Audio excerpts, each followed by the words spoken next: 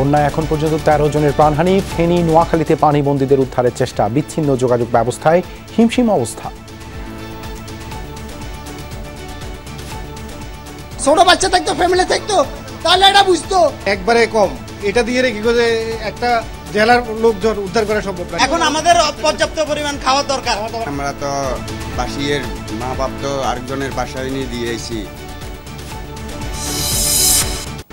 হঠাৎ যেন আকাশ ভেঙে পড়েছে বুড়িচং সহ কুমিল্লার কয়েকটি উপজেলায়। চট্টগ্রামের বিভিন্ন এলাকায় ভোগান্তির শেষ নেই দুর্গতদের।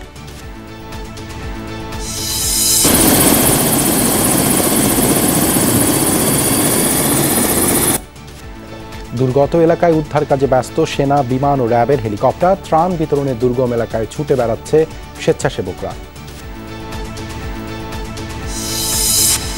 সচল হয়নি ঢাকা চট্টগ্রাম মহাসড়ক। ১৪ গ্রাম থেকে ফেনীর লেমুয়া পর্যন্ত আটকা পড়েছে কয়েক হাজার যানবাহন। আজও বন্ধ রেল যোগাযোগ। ভারতের ত্রিপুরায় বন্যা পরিস্থিতির আরও অবনতি। ১৯ জনের মৃত্যু, রাজ্য জুড়ে ২,০০০-এর বেশি ভূমিধস।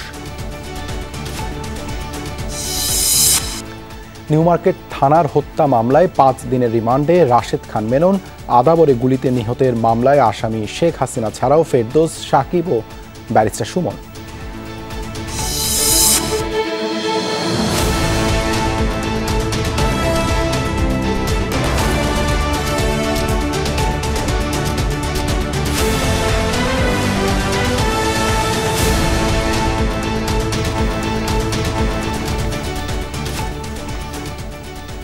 আমন্ত্রণ সন্ধ্যার বাংলাদেশের সঙ্গে আছি দেবাশিস রঞ্জন সরকার। এতক্ষণ শিরোনাম দেখছিলেন, এবারে বিস্তারিত। বন্যায় নাকাল ফেনী, পানিতে তলিয়ে আছে বিস্তৃত অঞ্চল। প্রাণহানির শঙ্কায় উদ্বিগ্ন স্বজনরা। মোবাইল নেটওয়ার্ক বা ইন্টারনেট সব দিক থেকেই যোগাযোগ বিচ্ছিন্ন দুর্গত এলাকাটি। কেউ কারো খোঁজও নিতে পারছেন না। সেই সাথে উদ্ধার তৎপরতা আর ত্রাণ কার্যক্রম নিয়েও ক্ষুব্ধ স্থানীয়রা।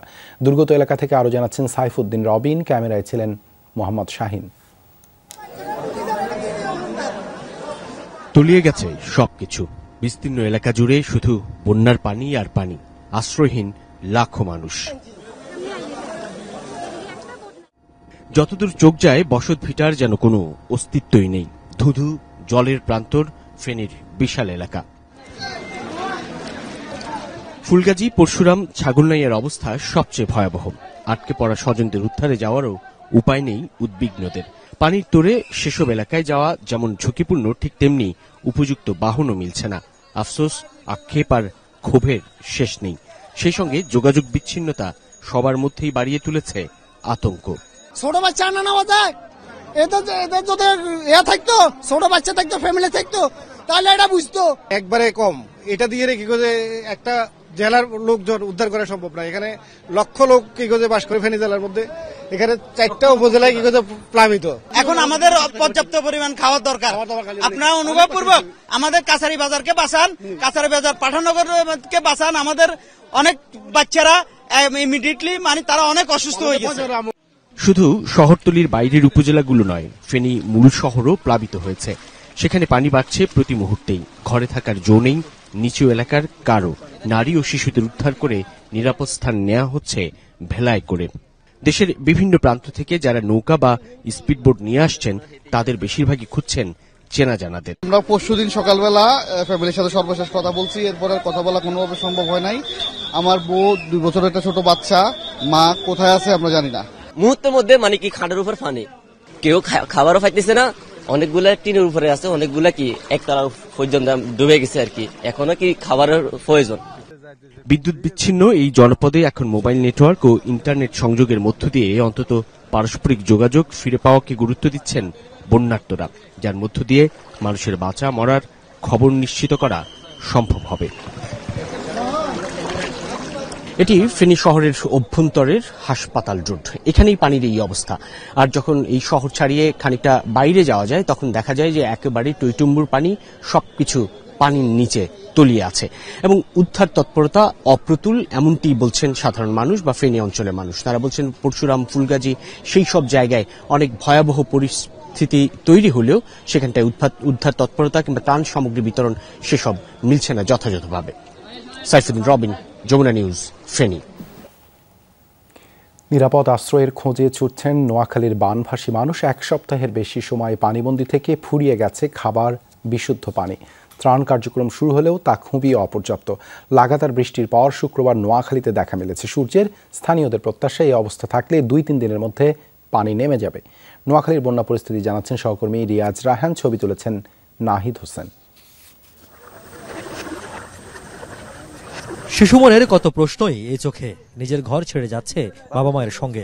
বানের পানি ঘর ছাড়া করেছে পুরো পরিবারকে। এমন হাজারো পরিবার দলে দলে ঘর ছেড়ে আশ্রয় নিচ্ছে নিরাপদ স্থানে। বুক সমান পানিতে নাওয়া খাওয়া বন্ধ হলে কি বা আর করার থাকে। অনেকে নিরাপত্তার আশায় পাড়ি জমিয়েছেন ঢাকা, চট্টগ্রাম সহ আশপাশের স্বজনের বাড়িতে। খুব কষ্টের মধ্যে আল্লাহ ফাঁকে রাখছে। মনে করেন আমরা তো বাসিয়ের মা বাপ তো আরেকজনের বাসায় নিয়ে দিয়েছি। পানির ভিতরে থাকতে হারিয়ে না, যে পরিস্থিতি হয়েছে, খাইতাম হারিয়ে না, লইতাম হারিয়ে না, রাইনতাম হারিয়ে না, বুঝেননি। বাচ্চা পানি কষ্ট হইতে আছে। আমরা বাড়ি ছাই চলে যেতেছি সোমনি বাজারে। নোয়াখালীর বেগমগঞ্জ, সেনবাগ, সোনাইমুড়ি এলাকায় ঘুরে পাওয়া চিত্র বলছে এখনো অন্তত কয়েক লাখ মানুষ পানিবন্দী। বন্ধ রয়েছে রান্না, পয়ঃনিষ্কাশন ব্যবস্থা সহ অতি প্রয়োজনীয় কার্যক্রম। আমাদের পুরো এলাকাতে কেউ না, সব ঘরের ভিতরে পানি। আমার নিজের ঘরের ভিতরে এতটুকু পানি আছে। আমার ভাই বোন ছেলে ফেলে নিয়ে খুব কষ্ট হইতেছে। রাত্রেবেলা আবার পানি আরো বাড়ি যায় কিনা এই টেনশনে মানুষ আরো অসুবিধা। এনে নতুন একটা বিল্ডিং আছে, বিল্ডিং এ আসি মানে আমরা রয়েছি আপাতত। থাকার মতো ব্যবস্থা নাই, আর চলাফেরাতে একটা রুমের সমস্যা। আশ্রয় কেন্দ্রগুলোতেই অজানা শঙ্কায় আশ্রিত মানুষগুলো। বেসরকারি উদ্যোগে খাদ্য সহায়তা দেয়া হচ্ছে কয়েকটি আশ্রয় কেন্দ্রে। দৈনিক আমরা 1500 জন দুবেলা খাওয়ার প্রস্তুত করতেছি। দুপুরবেলা একবেলা, রাত্রে একবেলা। সমাজের বিত্তবানদেরকে আহ্বান জানাবো, আমরা এই প্রতিদিন আমরা 1 থেকে 1,500 লোকের খাওয়া আমরা এখানে রান্না করি এবং আমাদের স্বেচ্ছাসেবক যারা আছেন এই আলিপুর কুড়িপাড়ার সমস্ত স্বেচ্ছাসেবক যে অক্লান্ত পরিশ্রম করছেন যুবক ভাইরা। বানভাসীদের অভিযোগ, প্রত্যন্ত অঞ্চলে কয়েকদিন পানিবন্দী থাকলেও সরকারি বা বেসরকারি কোনো সংস্থা তাদের সহযোগিতায় এগিয়ে আসেনি। টান বলতে কেউ কিছু পায় না, কেউ দেয়ও নাই, আয়ও নাই। বাসার মতন আসলে কিছু নেই। আমি বেকার, 2 ছেলে বানিয়ে বেকার দিচ্ছে, কাজ কাম সব বদ্ধ, বাড়ি এই অবস্থা। যদি আমার এই মুহূর্তে কিছু সাহায্য করেন তাহলে জানবাসি ওষুধের চলো না, আমার সবকিছু বদ্ধ। আজ 15 দিন। এটি বেগমগঞ্জের উপর দিয়ে বয়ে যাওয়া পানি উন্নয়ন বোর্ডের একটি খাল। আবর্জনা জমে বন্ধ হয়ে গেছে পানি প্রবাহ, আর তাতেই দুর্ভোগে পড়েছে কয়েক লাখ মানুষ। তাই খাল পরিষ্কার শুরু করেছে উপজেলা প্রশাসন। আমরা এক্সকেভেটর এখানে নিয়ে এসেছি, আর আমাদের এখানে লোকাল লোকজন প্লাস হচ্ছে আমরা কিছু শ্রমিকও ভাড়া করেছি, যাতে হচ্ছে তারা গিয়ে জায়গাগুলো, যেহেতু এক্সকেভেটরের একটা নির্দিষ্ট সীমা আছে, পুরাটা পারবে না, একটু একটু কেটে দিয়ে যতটুকু হচ্ছে আমরা এটা ক্লিয়ার করতে পারি। বানভাসীদের জন্য খাদ্য সহযোগিতা নিশ্চিতে সরকারের পাশাপাশি বেসরকারি উদ্যোগ কামনা করেছেন কর্মকর্তারা। নোয়াখালীর 6টি উপজেলার উপজেলা সদরের বাইরের যে প্রত্যন্ত অঞ্চলগুলো রয়েছে তার অধিকাংশেরই চিত্র এরকমই, অর্থাৎ ছোট্ট একটি শুকনো জায়গা নেই যেখানে গিয়ে মানুষ ন্যূনতম আশ্রয় নিতে পারে। আর তাই তাদের শঙ্কার জায়গা এখন অন্যখানে। সেটি হচ্ছে এই যে বানের পানি সেটি নেমে যাওয়ার পর যে দুর্ভোগ নেমে আসবে তা কিভাবে মোকাবেলা করবেন, সে চিন্তায় দুশ্চিন্তার বলিরেখা স্থানীয়দের কপালে। রিয়াজ রায়হান, যমুনা নিউজ, বেগমগঞ্জ, নোয়াখালী। স্মরণকালের ভয়াবহ বন্যায় মানবিক বিপর্যয়ের মুখে কুমিল্লার কয়েক লাখ মানুষ। হঠাৎ করে গোমতী নদীর বাঁধ ভেঙে যাওয়ায় কয়েকটি উপজেলা তলিয়ে গেছে পানির নিচে। সাধারণ ছাত্র, স্বেচ্ছাসেবকরা যার যা আছে তাই নিয়ে ঝাঁপিয়ে পড়েছে উদ্ধার কাজে। ভুক্তভোগীরা বলছেন দুর্গম অনেক এলাকায় এখনও আটকা আছে কয়েক শত পরিবার। তাদের উদ্ধারে সরকারের আশু পদক্ষেপ চান তারা। লুৎফর রহমানের ক্যামেরায় মাহফুজ মিশু রিপোর্ট। সদ্য ভূমিষ্ঠ এই শিশু পৃথিবীর কোনো কিছু বুঝে ওঠার আগেই প্রায় 16 ঘন্টা বানের পানিতে নিজ বাড়িতে আটকা ছিল। বাবা মা স্বজন জীবন বাজি রেখে আগলে রেখেছিল তাকে। শুক্রবার দুপুরে এরকম বেশ কয়েকজন শিশুকে উদ্ধার করে এই স্বেচ্ছাসেবীরা। তখনও তাদের চোখে মুখে ভয়াবহ আতঙ্ক, উদ্বেগ, উৎকণ্ঠা। গতদিন পানি কম ছিল, আজকে অনেক বেশি, গলা পর্যন্ত পানি হয়ে গেছে। আমরা বাসা থেকে বের হতে পারছি না, আমাদের বাচ্চা কাচ্চা খাবার দাবার কিছু বের করতে পারছি না। সকালে যখন দেখেছি পানি এমন অবস্থা আসছে, আমরা যে ঘর থেকে বাইরে এই পরিস্থিতি আমাদের নাই। আমরা ভয় পেয়ে গেছি, কারণ আমরা তো দেখি নাই। মহিলারা ভয় পেয়ে গেছে, অনেকে হার্ট ফেল হয়ে গেছে, অনেকে স্ট্রোক করে ফেলছে। আমরা ঘরও ঢুকছে পানি, আমরা ঘরও ঢুকতাম পারি না। এভাবে কেবল কুমিল্লার বুড়িচং উপজেলায় বাড়িঘর সর্বস্ব হারিয়েছেন লক্ষাধিক মানুষ। বৃহস্পতিবার গভীর রাতে যে পানির তোড় দেখেছেন তারা, স্থানীয় বাসিন্দাদের কাছে তা এখনো অবিশ্বাস্য। পরিস্থিতি সামলাতে আগাম কোনো প্রস্তুতি ছিল না, দেয়া হয়নি কোনো সতর্কবার্তাও। সব মানুষের প্রশ্ন একটাই, গোমতী নদীর মজবুত বাঁধ ভাঙল কিভাবে, যার জন্য তাদের এত বিপদ। ঘর ডুবে গেছে, রাতে ঘুমাইছিলাম, দেখি আমার ঘর ডুবে গেছে, আমি ঘুমে দেখি আমরা এখান থেকে দৌড়িয়ে যাই, বাদ ফিরে গেছে, কিন্তু যেই পানি আইছে না, বাড়ি করে পানি, ঘর বাড়ি ভেঙে গেছে, আর মানুষ আশ্রয় নাই। বুড়বুড়া বাদ ভাঙছে, এনতে পানি ঢেউ আমরা এদিকে ফিরে গেছে। শুক্রবার সকাল থেকেই কুমিল্লা সদর কিংবা ঢাকা থেকে আসা শিক্ষার্থীরা উদ্ধার কাজ শুরু করলেও দেখা মেলেনি স্থানীয় প্রশাসনের। এমনকি আশ্রয় কেন্দ্রগুলোতেও মানুষ কিংবা গবাদি পশু দেখভালের জন্য ছিল না কোনো পদক্ষেপ। বুক তামান পানি ওদিকে থাকা বহুত মুশকিল, এই আর কি, আল্লাহর উপরে ভরসা। বাড়ির মধ্যে আমরা কোমর পানি হয়ে গেছে, বুক পানি হয়ে গেছে, আমরা বাড়িতে আবার কোনো সুযোগ সুবিধা পাইতে আসছি না। এরপরে আমরা এখান থেকে ফেসবুক গেছে, এরপরে ডাহাডাই করে সবাই ফেসবুকে উঠছি। অনেক খারাপ, কিছুই করা যাইতেছে না। অনেক মানুষ যাইতেছে ভিতরে, আনতেছে, উদ্ধার করতেছে, সবাই যাইতে পারতেছে না। এমনও অনেক জায়গা আছে যাওয়ার মতন না। ভুক্তভোগীদের শঙ্কা, কুমিল্লার এসব এলাকায় সহসাই পানি নামবে না, কোনো কারণে বৃষ্টি হলে তা আরও বাড়তে পারে বলেও শঙ্কা তাদের। আকস্মিক এই বন্যায় কুমিল্লার মানুষ যেরকম স্তম্ভিত, তার সাথে সবচেয়ে বড় প্রশ্ন, এত পানি তারা তাদের জীবদ্দশায় আগে দেখেননি। এবার এত পানি কোথা থেকে আসলো, কিভাবে এলো এবং কেন এত ধ্বংসযোগ্য হলো, তার প্রকৃত কারণ জানতে চান তারা। সেই সাথে তারা চান এই অবস্থার দ্রুত অবসান হোক, তার জন্য যা দরকার তা করুক অন্তর্বর্তীকালীন সরকার। মাহফুজ মিশু, যমুনা নিউজ, বুড়িচং, কুমিল্লা। বন্যা পরিস্থিতির খবর জানবো সহকর্মীদের কাছ থেকে। শুরুতেই কুমিল্লার বুড়িচংয়ের দুর্গত এলাকা থেকে যোগ দিচ্ছেন মাহফুজ মিশু। মিশু, ভোর থেকেই তো আপনি দুর্গত এলাকায় আছেন, পরিস্থিতির কোনো উন্নতি দেখলেন কিনা? দুর্গত মানুষের রাতের নিরাপত্তার বিষয়ে কোনো পদক্ষেপ নেওয়া হচ্ছে কিনা? দেবাশিস, পরের প্রশ্নটার উত্তর আগে দিতে চাই যে রাতের নিরাপত্তা, ধরেন যে কোনো ধরনের বিপদ আপদ আসলে রাতের বেলায় বাড়ে, ব্যথা সেটিও নাকি রাতে বাড়ে। ফলে বুড়িচং সহ কুমিল্লার যে উপজেলাগুলো সাংঘাতিকভাবে ক্ষতিগ্রস্ত, সেই উপজেলাগুলোতে একটা বড় অংশে বিদ্যুৎ নেই।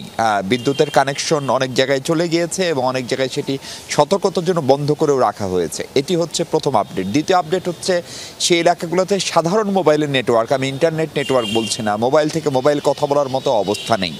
তৃতীয়ত হচ্ছে সেই জায়গাগুলোর সব মানুষকে উদ্ধার করা গেছে এমন কোনো ঘোষণা এখানকার স্থানীয় প্রশাসন, এমনকি এই পুরো প্রক্রিয়াটায় যারা নেতৃত্ব দিচ্ছে, বিশেষ করে বৈষম্য বিরোধী ছাত্র আন্দোলনে থাকা যে কর্মীরা, কুমিল্লা বিশ্ববিদ্যালয়, Comilla polytechnic institute, Victoria college কিংবা ঢাকা থেকে যারা এসেছিলেন, বিভিন্ন সরকারি বেসরকারি বিশ্ববিদ্যালয়ের শিক্ষার্থী, তারাও দিতে পারেনি। বরং তারা যেমনটা বলছে যে অনেক এলাকায় পানির তোরে প্রবেশই করা যায়নি। ফলে সেই মানুষগুলো কিন্তু এখনও গৃহবন্দী বলে ভয় পাওয়া হচ্ছে। এমনকি যতক্ষণ পর্যন্ত তাদের সঙ্গে যোগাযোগ করা গেছে সেই হিসাবে আরও কয়েক শত পরিবার এখন পর্যন্ত পানিবন্দী এবং তারা বের হতে পারেননি। এটি হচ্ছে সবচেয়ে ভয়ের জায়গা, উদ্বেগের জায়গা। ফলে আমরা এখনই সেই এলাকাগুলো থেকে ফিরলাম, যেটা দেখলাম যে এখনও কিছু মানুষ, কিছু শিক্ষার্থী, কিছু ভলেন্টিয়ার এবং কিছু স্বেচ্ছাসেবী গ্রুপ বড় বড় ট্রাকে করে পুরো নৌকা, স্পিডবোট নিয়ে সেখানে যাওয়ার চেষ্টা করছে। ফলে তাদের সেই চেষ্টাটা রয়েছে, মানুষের ঐক্যবদ্ধ প্রচেষ্টা হয়তো তাদেরকে শেষ পর্যন্ত খানিকটা রক্ষা করতে পারে। আর পরিস্থিতির উন্নতির কথা যদি বলেন, তাহলে কুমিল্লার বিশেষ করে বুড়িচং উপজেলায় পানি কমেনি, বরং আমরা সকালে যখন গিয়েছিলাম যে রাস্তাগুলোতে, সেই রাস্তাগুলোতে যে রাস্তাগুলো শুকনো ছিল, আমরা ফেরার পথে সেই রাস্তাগুলোতেও পানি দেখেছি। অর্থাৎ পানির যে তোর সেটি এখন পর্যন্ত কমেনি। ফলে এখন এই গোমতী নদীর যে বাঁধটি ভেঙে গেছে, সেটির ফলে এই পানির তোর কিভাবে কমবে সেটি আসলে কারো জানাও নাই। ফলে মানুষগুলো এখন একটা নিদারুণ অসহায়ত্বের ভিতর দিয়ে বাকি সময়গুলো হয়তো অপেক্ষা করতে হবে, এবং রাত্রে যদি কেউ তাদেরকে উদ্ধার করে তাহলে হয়তো তারা খানিকটা নিরাপদে থাকবেন। দেবাশিস, ধন্যবাদ মিশু যুক্ত হবার জন্য। ফেনী থেকে যুক্ত রয়েছেন সহকর্মী সাইফুদ্দিন রবিন। অন্ধকারে উদ্ধার কার্যক্রম চালানো হবে কিনা, আটকে পড়া মানুষদের উদ্ধার করা সম্ভব হয়েছে কিনা? না, অন্ধকারে উদ্ধার কার্যক্রম আসলে ঠিক ওইভাবে চালানোর সুযোগটিও নেই, কেননা মিশু যেমনটি বলছিল দেবাশিস যে আসলে পুরো অঞ্চলটি বিদ্যুৎ বিচ্ছিন্ন এবং যার ফলে তলিয়ে যাওয়া যেই সব এলাকা, বিস্তৃত এলাকা যদি বলতে চাই, ফেনীর ফুলগাজী, ছাগলনাইয়া, পরশুরাম, এই এলাকাগুলোর পুরোটাই তলিয়ে গেছে এমনটি বলা হচ্ছে এবং এমনটি সেখানকার বা স্থানীয়দের দাবি। এবং তারা বলছেন যে এই অঞ্চলে বিদ্যুৎ না থাকার কারণে পুরো একটা একেবারে জলে ডোবা পুরো অঞ্চলের মানুষগুলো আসলে কিভাবে বেঁচে আছে সেটি নিয়ে এক ধরনের সংশয়ের কথা জানাচ্ছেন। তারা বলছেন যে এই উদ্ধার তৎপরতার ক্ষেত্রে যেহেতু ওই বন্যা কবলিত মানুষগুলোকে আসলে স্থানান্তরিত করার প্রক্রিয়াটা ঠিক ওইভাবে সম্পন্ন হয়নি বা স্থানান্তর করা হয়নি, তাদেরকে কেবলমাত্র যেখানটায় টিনের চালা ঘর ছিল, একতলা দোতলা ভবন ছিল, তার চেয়ে খানিকটা উঁচু ভবন, সেখানটায় উঁচু জায়গায় স্থানান্তর করার সেই চেষ্টাটা ছিল, কিন্তু পুরো অঞ্চল থেকে সাধারণ মানুষকে সরিয়ে নেওয়ার যে প্রক্রিয়া সেটি কিন্তু হয়নি। যার ফলে এই রাতের বেলা যদি বলতে চাই একেবারে পুরো এলাকা দ্বীপের মতো হয়ে যাওয়া এবং বিচ্ছিন্ন অঞ্চল হয়ে গিয়েছে, সে কারণে রাতের বেলা উদ্ধার তৎপরতা চালানো খুবই কঠিন এবং যাদের বা একেবারে যদি বলতে চাই সেনাবাহিনী, নৌবাহিনী কিংবা বর্ডার গার্ড বাংলাদেশ, তাদের পক্ষ থেকেও আসলে সেটি অনেক ক্ষেত্রে কঠিন হয়ে পড়ে। দিনের অপেক্ষা বা সূর্যের আলোর অপেক্ষায় মূলত এই উদ্ধার তৎপরতা কিংবা ত্রাণ সামগ্রী বিতরণের ক্ষেত্রে সবচেয়ে বড় ভূমিকা রাখে। আরেকটা বিষয় উল্লেখ করতে হয় দেবাশিস, ঢাকা চট্টগ্রাম মহাসড়ক গত দুদিন ধরেই একেবারে অচল হয়ে পড়ে আছে কেবলমাত্র একটা জায়গার কারণে, সেটা হচ্ছে লেমুয়া থেকে লালপুল, এই অঞ্চলটায় পুরোপুরি তলিয়ে যাওয়ার কারণে, অর্থাৎ ঢাকা চট্টগ্রাম হাইওয়ে তলিয়ে যাওয়ার কারণে মূলত যান চলাচল বন্ধ এবং পানি, অর্থাৎ কুমিল্লা ফেনীর সীমান্তবর্তী অঞ্চল থেকে যে পানিগুলো আসলে নেমে আসছে সেটি এই অঞ্চল দিয়ে নেমে এসে এখন আমি যেখানে রয়েছি দাগনভূঞা কিংবা আশপাশের বা নোয়াখালী অঞ্চল, সেই জায়গাগুলোতে কিন্তু ছড়িয়ে পড়ছে। অর্থাৎ পানি কিন্তু নিম্নগামী এবং সেটি এখনও অব্যাহত রয়েছে। আর বন্যা দুর্গত মানুষগুলোর জন্য এখন পর্যন্ত আসলে কোনো ধরনের সুসংবাদ বা এই দুর্যোগ উত্তরণের ক্ষেত্রে কোনো ধরনের ইতিবাচক ঘোষণা বা ইতিবাচক খবর দেওয়ার মতো। ধন্যবাদ রবিন আমাদের সাথে যুক্ত হবার জন্য। ভয়াবহ বন্যার কবলে বন্দরনগরী চট্টগ্রাম পানিবন্দী কয়েক লাখ মানুষ। হালদা নদীর বাঁধ ভেঙে যাওয়ায় পানি ঢুকতে শুরু করেছে লোকালয়ে। এসব এলাকার নিচ তলার সকল ঘরবাড়ি, মসজিদ সহ সবকিছু এখন পানির নিচে। জীবন বাঁচাতে বানভাসী মানুষ আশ্রয় নিয়েছেন বিল্ডিংয়ের দোতলা ও তিনতলার ছাদে। পানিবন্দী এসব মানুষকে উদ্ধার করার জন্য কাজ করেছে কয়েকটি স্বেচ্ছাসেবী সংগঠন। যতদূর দু চোখ যায় শুধুই বানের জল। চট্টগ্রামের হাটহাজারীর ফরহাদাবাদ এলাকা তলিয়েছে বাসাবাড়ি, মসজিদ, রাস্তাঘাট। উপজেলার আরও অনেক এলাকার চিত্র তাই। পানিবন্দী কয়েক হাজার মানুষ আশ্রয় নিয়েছেন বাড়ির ছাদে। পানির অবস্থা খুব খারাপ, আমরা ভাত পানি খাইতে পারছি না বা টাকা পয়সা কিছু রাখতে পারছি না। এখানে পুকুর ডুবে গেছে, অনেকের ঘর বাড়ি ডুবে গেছে, মানুষ খুব অসহায় অবস্থায় আছে। এখানে মানুষ প্রায় ধরতে গেলে একতলা পরিমাণ পানি। কোথাও কোথাও বিদ্যুৎ নেই, ঘরের চুলাও জ্বলছে না। বিশুদ্ধ পানি ও শুকনো খাবারের সংকটে বানভাসী মানুষ যে যা পারছেন তাই নিয়ে ঘর ছাড়ছেন, অপেক্ষা ত্রাণের। আমাদের চাওয়াটা যে আমাদের সবকিছু, আমাদের আসবাবপত্র প্রয়োজন যা কিছু সবগুলো তো নষ্ট হয়ে গেছে। আমাদের বলতে শুধু আমরা ছাড়া কিছু না এখানে প্রতিটা পরিবারে কোমর গলা পর্যন্ত পানি, খাবার, শুকনা খাবার, পানির অভাব খুবই কষ্টকর। বিদ্যুৎ নেই কালকে থেকে, অনেক খাবারের সংকট। পানিতে থই থই ফটিকছড়ির কয়েকশো গ্রাম। পানিবন্দী কয়েক হাজার মানুষ, তাদের উদ্ধারে কাজ করছে সেনাবাহিনী, নৌবাহিনী সহ বিভিন্ন স্বেচ্ছাসেবী সংগঠন। যারা ঘরের মধ্যে আশ্রয় নিতে পারেন নাই, পানিবন্দী হয়ে আছেন কোমর থেকে গলা পর্যন্ত, আমরা তাদেরকে উদ্ধার করে নিয়ে এসে আরো কাজ আমরা সন্ধ্যা 5টা পর্যন্ত চালিয়ে যাব উদ্ধার কাজ ইনশাআল্লাহ। বৃহস্পতিবার রাতে উজানের ঢলে হালদা নদীর 3টি পয়েন্টে ভেঙে যায় বাঁধ। স্মরণকালের ভয়াবহ বন্যায় রাস্তাঘাট, ঘরবাড়ি সহ সবকিছু এখন পানির নিচে। হাটহাজারী, ফটিকছড়ি সহ আশেপাশের সব উপজেলায় আটকা পড়া বানভাসী কয়েক লাখ মানুষের কান্না আর আহাজারিতে হৃদয় ছুঁয়েছে সবার। তাই যত দ্রুত সম্ভব আগে পানিবন্দী এসব মানুষদের উদ্ধার করে তাদের জীবন বাঁচানোর আকুতি সবার কণ্ঠে। মামুনুর রশিদ অভি, যমুনা নিউজ, ফটিকছড়ি, চট্টগ্রাম। বন্যার কারণে স্থবির ঢাকা চট্টগ্রাম মহাসড়ক। কুমিল্লার 14 গ্রাম থেকে ফেনীর লেমুয়া ব্রিজ পর্যন্ত প্রায় 30 কিলোমিটার এলাকায় দেখা দিয়েছে যানজট। গতকাল থেকে কয়েক হাজার যানবাহন আটকে আছে মহাসড়কে। হাইওয়ে পুলিশ জানিয়েছে বন্যায় ক্ষতিগ্রস্ত হয়েছে লেমুয়া ব্রিজ। পারাপারে তৈরি হয়েছে ঝুঁকি। এতে প্রান্তে আটকা সব যানবাহন। ছড়িয়ে পড়েছে যানজট। ঘন্টার পর ঘন্টা সড়কে আটক চালক যাত্রীরা। এতে চরম বিপাকে পড়েছেন তারা। অনেকে খাবারের জন্য মহাসড়কের পাশের দোকানগুলোয় ভিড় জমাচ্ছেন, সেখানে অতিরিক্ত দাম রাখার অভিযোগ করেছেন যাত্রীরা। কালকে বিকাল 4টা থেকে এখানে আটকা পড়ে আছি আমরা। যে পরিমাণ হারে কষ্ট করতেছি এখানে, কোনো না একটা সেফটি নাই। আবার স্পিডিং বোট নৌকা গেছে, আমরা দেখতেছি অপর রং সাইড দিয়ে মনে করেন ওখানে মানুষ উদ্ধার করতে আবার অনেক গেছে। আমরা শুনছি যে আপনার যে ফেনী যে লেমুয়া ব্রিজটা আছে ওইটা নাকি পাটল ধরছে, গাড়ি যাইতে দিতেছে না। সন্ধ্যায় বন্যা দুর্গত নোয়াখালী আশ্রয় কেন্দ্র পরিদর্শন ও ত্রাণ বিতরণ করেছেন অন্তর্বর্তীকালীন সরকারের যুব ও ক্রীড়া উপদেষ্টা আসিফ মাহমুদ। এ সময় তিনি বলেন, বন্যা পরবর্তী ক্ষয়ক্ষতি মোকাবেলায় প্রয়োজনীয় সব প্রস্তুতি নেওয়া হয়েছে। বন্যা পরবর্তীতে খাদ্য সংকট ও নানাবিধ রোগ ব্যাধি দেখা দিতে পারে, তাই খাদ্য ও রোগ ব্যাধির কথা মাথায় রেখে প্রয়োজনীয় প্রস্তুতি গ্রহণ করা হয়েছে বলেও জানান তিনি। এ সময় আসিফ মাহমুদ জানান, প্রয়োজনীয় চিকিৎসা সরঞ্জাম ও ওষুধ সরবরাহে বিভিন্ন কোম্পানির সঙ্গে আলোচনা হয়েছে।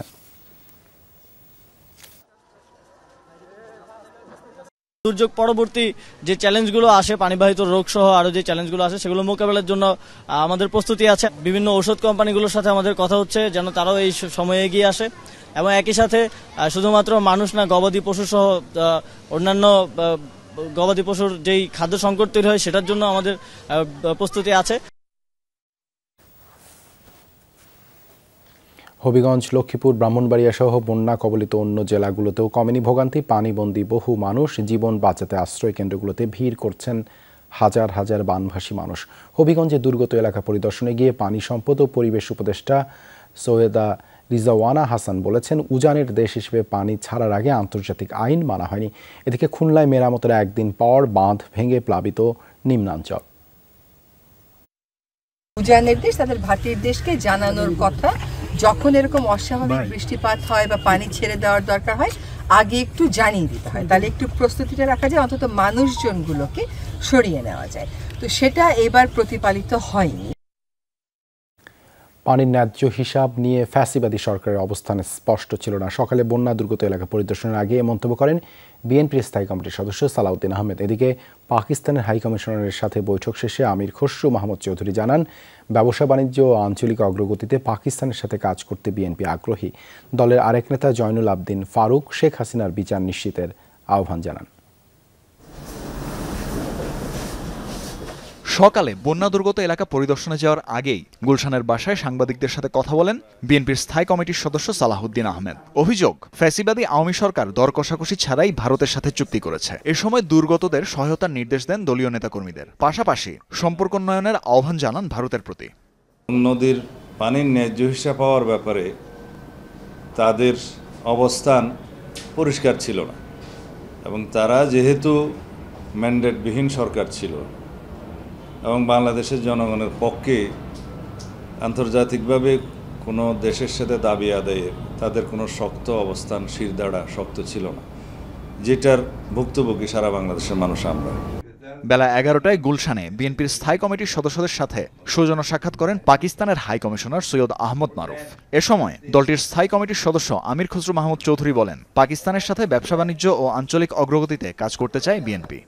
দুই দেশের মধ্যে এবং পুরো রিজিয়নের মধ্যে আমরা সহযোগিতা করব। বিশেষ করে দক্ষিণ এশিয়ার রিজিয়নটা সবচেয়ে লিস্ট ইন্টিগ্রেটেড। এই দক্ষিণ এশিয়াকে মধ্যে যে ইন্টিগ্রেশনটা দরকার সব দিক থেকে, শুধুমাত্র অর্থনৈতিক না, সব দিক থেকে একটা ইন্টিগ্রেশন দরকার।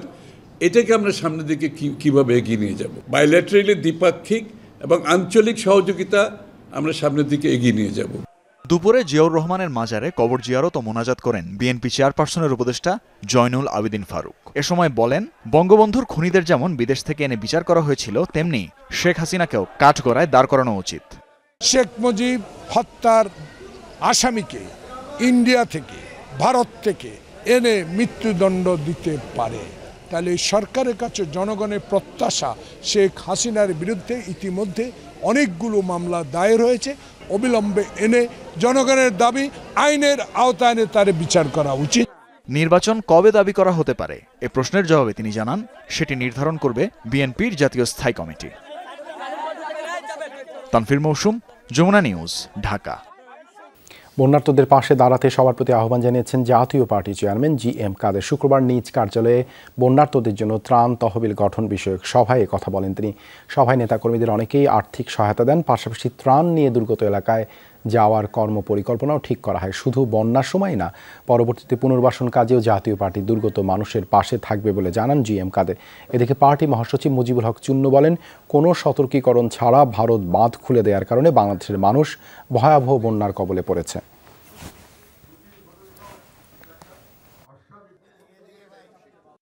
এটা একটা জাতীয় পর্যায়ের একটা বড় বিপর্যয়, সকলে মিলে আমাদেরকে এটা মোকাবিলা করতে হবে। শুধু সরকারের উপর নির্ভর করে থাকলে বা দায়িত্বশীল যারা আছেন তাদের দায়িত্ব তারা পালন করবেন, তাদেরকে সহায়তা করতে হবে। এটা স্বাভাবিক রুটিন ঘটনা নয়, এটা একটা অস্বাভাবিক ঘটনা ঘটেছে। আমরা আমাদের পক্ষ থেকে যে টিম করব, সেই টিমগুলি আগামী রোববার সকালে আমরা উপদ্রুত এলাকা পাঠানোর ব্যবস্থা করব এবং রোববার থেকে তারা সেখানে যাবেন, স্থানীয় নেতৃবৃন্দের সঙ্গে তারা যোগাযোগ করে সেখানে ত্রাণের দেওয়ার তারা কাজ করবেন এবং অন্যান্য আরও যে সমস্ত সুযোগ সুবিধা প্রয়োজন পড়ে, আমাদের ডাক্তারও আছেন, আমরা সেই সমস্ত সুযোগ সুবিধাগুলি ওই সমস্ত মানুষের কাছে পৌঁছে দেব।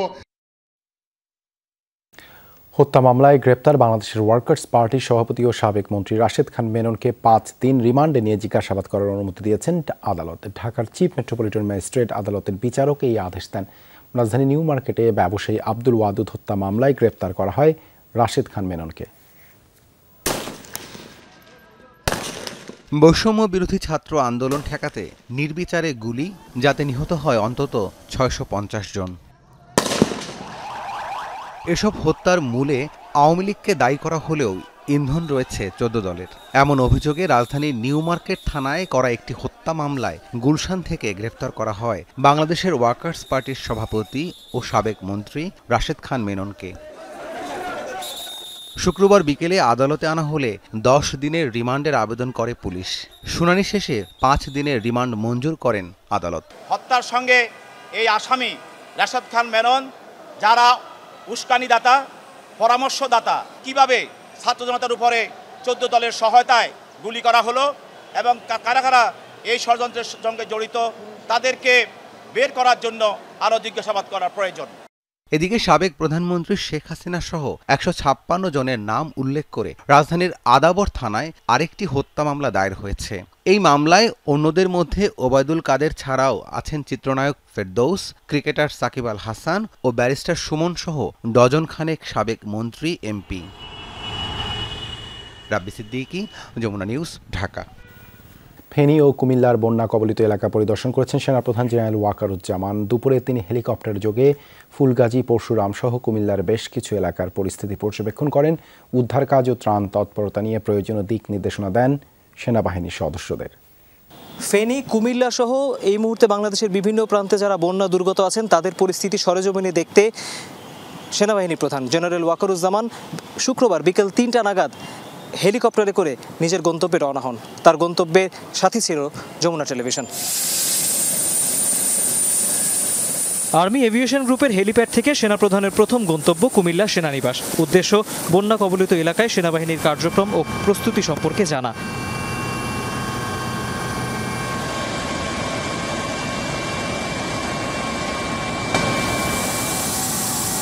কুমিল্লায় পৌঁছানোর পরই তাকে সার্বিক বন্যা পরিস্থিতি সম্পর্কে জানান কর্মকর্তারা। এখানে স্যার এগুলো পরশুরাম উপজেলা পরিষদের ফুলগাড়ি থেকে করছে স্যার, ভালো এফেক্টিভ হয়েছে। এখানে আমাদের লোক আজকে গিয়েছে। সেখানে কার্যক্রম শেষে আবারও হেলিকপ্টারে সেনাপ্রধান জেনারেল ওয়াকারুজ্জামান। শুরুতেই কুমিল্লার বিভিন্ন উপজেলা ও পরে ফেনীর ফুলগাজীর বন্যা কবলিত এলাকা পর্যবেক্ষণ করেন তিনি। এ সময় বিভিন্ন বাড়ির ছাদে যেসব মানুষ অবস্থান নিয়েছিল তাদের নিরাপদ আশ্রয়ে সরিয়ে নেয়ার নির্দেশনা দেন সেনাপ্রধান। ফেনীর পরশুরামে তিনি পর্যবেক্ষণ করেন সেনাবাহিনীর ত্রাণ কার্যক্রম ও উদ্ধার তৎপরতা। পরে বিকেল নাগাদ সেনাপ্রধান ঢাকায় ফিরে আসেন। এর আগে শুক্রবার সকালেই জানানো হয় ফেনী, চট্টগ্রাম, কুমিল্লা, নোয়াখালী, সুনামগঞ্জ ও হবিগঞ্জে চলমান বন্যায় ক্ষতিগ্রস্তদের সহায়তায় সেনাবাহিনীর সব সদস্যদের একদিনের বেতনের সমপরিমাণ অর্থ প্রধান উপদেষ্টা ত্রাণ তহবিলে দেয়া হয়েছে। তৌহিদ হোসেন, যমুনা নিউজ, ঢাকা। দুর্গত এলাকার মানুষের দুর্ভোগ লাঘবে দিনভর ত্রাণ কার্যক্রম চালিয়েছে বাংলাদেশ বিমান বাহিনী। ফেনীর বেশ কয়েকটি এলাকায় ত্রাণ বিতরণ করা হয় বাহিনীর পক্ষ থেকে। পরে দুর্যোগ কবলিত এলাকা পরিদর্শন করে বিমান বাহিনী প্রধান বলেন, বানভাসীদের রক্ষায় প্রস্তুত বাহিনীর সদস্যরা।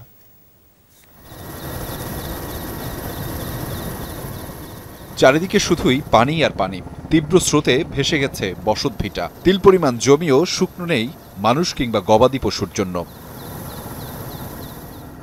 দেশের উত্তর পূর্বাঞ্চলের 11 জেলায় ৪৫ লাখ মানুষ এখন পানিবন্দী অবস্থায় দিন পার করছে। ভেঙে পড়েছে সকল ধরনের যোগাযোগ ব্যবস্থা। সড়কে পানি ওঠায় দীর্ঘ হয়েছে যানজটের সারি। দুর্যোগ পীড়িত মানুষের দুর্ভোগ লাঘবে দিনভর ত্রাণ কার্যক্রম চালিয়েছে বাংলাদেশ বিমান বাহিনী। হেলিকপ্টার থেকে দুর্গত এলাকার জনগণের জন্য প্যারাসুটের মাধ্যমে ফেলা হয় ত্রাণ। 2 দিন ধরে পানিবন্দী অবস্থায় থাকার পর এই সহায়তা স্বস্তি জুগিয়েছে বন্যায় ক্ষতিগ্রস্তদের। ফেনী, ফুলগাজী ও পরশুরাম সহ বেশ কিছু এলাকায় চলে এই ত্রাণ বিতরণ কার্যক্রম। হেলিকপ্টার থেকে দুর্গত এলাকা পরিদর্শন করেন বিমান বাহিনী প্রধান। জোর দেন আটকে পড়াদের উদ্ধার কার্যক্রমে। আজকে আমরা অলরেডি 10টা হেলিকপ্টার সর্টি করেছি এবং তার মধ্যে 600 থেকে 700 প্যাকেট আমরা এয়ার ড্রপ করেছি। সো আমি নিজে আজকে গিয়েছিলাম দেখার জন্যে। আসলে পরিস্থিতি খুব ভয়াবহ। আমাদের হেলিকপ্টার দিয়ে আমরা ইমিডিয়েটলি আজকে এবং আগামী যে কয়দিন প্রয়োজন হয়, যতদিন না আমরা রোড কমিউনিকেশন স্ট্যাবলিশ করতে পারবো, আমরা চালিয়ে যাব আমাদের অপারেশন। পরবর্তীতে আমাদের ইচ্ছা আছে আমাদের মেডিকেল টিমও যাবে। ত্রাণ বিতরণে সরকারি, বেসরকারি, সামরিক ও বেসামরিক সকলের সহযোগিতা অব্যাহত রাখার কথাও জানান তিনি। ব্যক্তি উদ্যোগ কিংবা বেসরকারি এবং সরকারিভাবে হোক, এছাড়া সামরিক কিংবা বেসামরিকভাবে যেভাবেই হোক না কেন, এই মুহূর্তে দুর্গত এলাকার মানুষজনদের পাশে দাঁড়ানোটা হচ্ছে সবার জন্য জরুরি এবং তাহলেই এই দুর্যোগ কবলিত মানুষজনকে একটু স্বস্তি দেওয়া যাবে, তাদের পাশে একটু দাঁড়ানো যাবে। আহমেদ রেজা, যমুনা নিউজ, পরশুরাম, ফেনী। ভারতের ত্রিপুরায় বন্যা পরিস্থিতির আরও অবনতি হয়েছে। এখন পর্যন্ত 19 জনের মৃত্যুর খবর জানিয়েছে প্রশাসন। পানিবন্দী হয়ে পড়েছেন প্রায় 17 লাখ মানুষ। কর্তৃপক্ষ জানিয়েছে সবচেয়ে বড় দুশ্চিন্তার কারণ হয়েছে ভূমিধস। রাজ্য জুড়ে 2000-এর বেশি ভূমিধসের ঘটনা রেকর্ড করা হয়েছে। রেড অ্যালার্ট জারি করা হয়েছে রাজ্যের সব জেলায়। টানা বৃষ্টিতে নদীর পানি বেড়ে বন্যায় বিপর্যস্ত ত্রিপুরার বিস্তীর্ণ অঞ্চল। পানির নিচে তলিয়ে গেছে রাজ্যের 8 জেলার সবগুলোই। ধালাই, খোয়াই এবং উনাকোটি সহ 6 জেলায় এখনও বিপদসীমার ওপর দিয়ে প্রবাহিত হচ্ছে পানি। কর্তৃপক্ষ জানিয়েছে পানিবন্দী হয়ে আছেন প্রায় 17 লাখ মানুষ। ডুবে গেছে 1800-এর বেশি সড়ক। ব্যাহত হচ্ছে রেল চলাচল, বন্ধ আছে সব শিক্ষা প্রতিষ্ঠান। ভারী বৃষ্টির কারণে হাওড়া নদীর পানি বেড়ে গেছে। সেই পানি প্রবেশ করেছে আশপাশের এলাকাগুলোয়। প্রশাসনের সবচেয়ে বড় দুশ্চিন্তার কারণ হয়ে দাঁড়িয়েছে ভূমিধস। বন্যার তোড়ে এবং ভারী বৃষ্টিতে বিভিন্ন স্থানে ধসে পড়ছে মাটি। এখন পর্যন্ত প্রায় 2000 ভূমিধসের ঘটনা রেকর্ড করা হয়েছে। কাদামাটির নিচে তলিয়ে মৃত্যু হয়েছে 7 জনের। এরই মধ্যে ত্রাণ সরবরাহ এবং উদ্ধার তৎপরতা শুরু করেছে স্থানীয় প্রশাসন। আমরা ত্রাণ সহায়তা কার্যক্রম শুরু করেছি। এর পাশাপাশি আটকে পড়াদের সরিয়ে নেওয়ার কাজও শুরু হয়েছে। প্রশাসন এবং আধাসামরিক বাহিনীর সমন্বয়ে চলছে এই উদ্ধার কার্যক্রম। এদিকে আবহাওয়া দফতর বলছে ভারী বৃষ্টি অব্যাহত থাকবে আরও কয়েকদিন, ফলে পরিস্থিতির আরও অবনতির শঙ্কা করা হচ্ছে। মীর মুশফিকা হাসান, যমুনা নিউজ। নেপালে ভারতীয় পর্যটকবাহী বাস খাদে পড়ে কমপক্ষে 21 জনের মৃত্যু হয়েছে। শুক্রবার পোখরা থেকে কাঠমান্ডু যাওয়ার পথে এই দুর্ঘটনা ঘটে। বাসের যাত্রীদের সবাই ভারতের উত্তরপ্রদেশের বাসিন্দা ছিলেন। এই ঘটনায় গুরুতর আহত হয়েছেন আরও 26 জন। দুর্ঘটনার সময় বাসটিতে 40 জন ভারতীয় যাত্রী ছিলেন। পোখরা কাঠমান্ডু পাহাড়ি সড়কে হঠাৎ নিয়ন্ত্রণ হারায় বাসটি। এরপর খাদের 700 ফুট নিচে মারসাংদি নদীতে আছড়ে পড়ে পর্যটকবাহী এই বাস। খবর পেয়ে দ্রুত উদ্ধার কাজ শুরু করে জরুরি বিভাগের সদস্যরা। ভারতীয় দূতাবাস জানায় মরদেহগুলো উদ্ধারের পর ভারতে পাঠানো হবে।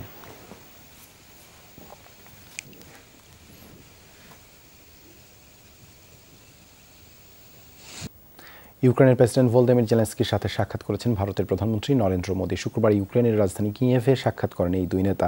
আলোচনা হয় দিল্লি কিয়েভ কূটনৈতিক সম্পর্ক জোরদারের বিষয়ে। 2 বছরের বেশি সময় ধরে চলা রাশিয়া ইউক্রেন যুদ্ধে নিহত ইউক্রেনীয়দের জন্য দুঃখ প্রকাশ করেন ভারতের প্রধানমন্ত্রী। জানান সমবেদনা, অবিলম্বে যুদ্ধ ও সহিংসতা বন্ধের আহ্বান জানান তিনি। সোভিয়েত ইউনিয়নের কাছ থেকে স্বাধীনতা অর্জনের পর এটি ভারতীয় কোনো প্রধানমন্ত্রীর প্রথম ইউক্রেন সফর।